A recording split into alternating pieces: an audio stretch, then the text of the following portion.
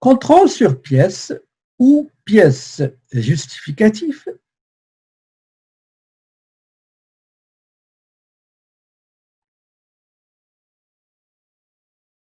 Le contrôle sur pièce renvoie à l'utilisation des pièces comptables justificatives pour valider telle ou telle opération. Quand vous allez me dire, si jamais, par exemple, je vais vérifier le montant des achats.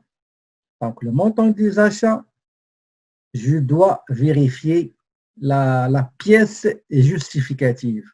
Vous avez acheté cet article-là, donnez-moi la pièce justificative. La pièce justificative.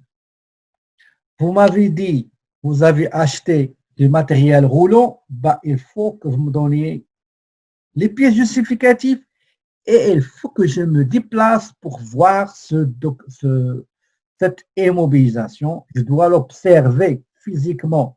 Physiquement, vous avez acheté 3 voitures, je dois trouver 3 voitures. Vous avez acheté, par exemple, quoi je trouve eux, il faut expliquer pourquoi il manque une voiture. Juste un exemple, d'accord? Vous m'avez dit, vous avez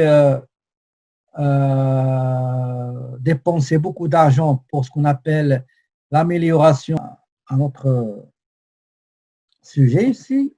Donc, j'ai dit,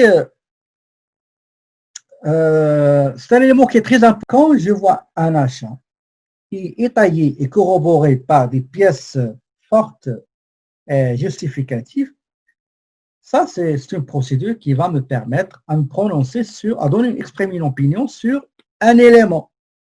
Parfois, vous allez trouver dans certains livres et manuels ce qu'on appelle le contrôle documentaire. Parfois, on l'appelle le contrôle documentaire. Le contrôle documentaire, c'est la documentation.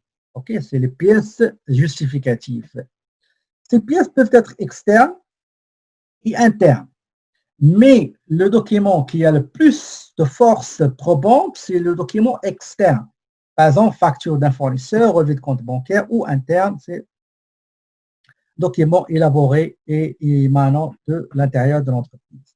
Il est évident qu'une pièce externe aura une force probante plus généralement dans les rapports d'audit, toujours vous allez voir ces termes-là, force probante, etc. Ce n'est pas une force probante. Okay. Externe, ça veut dire externe à l'entreprise mère. Ah, oui, et non pas à l'entité auditée qui fait partie. Exactement.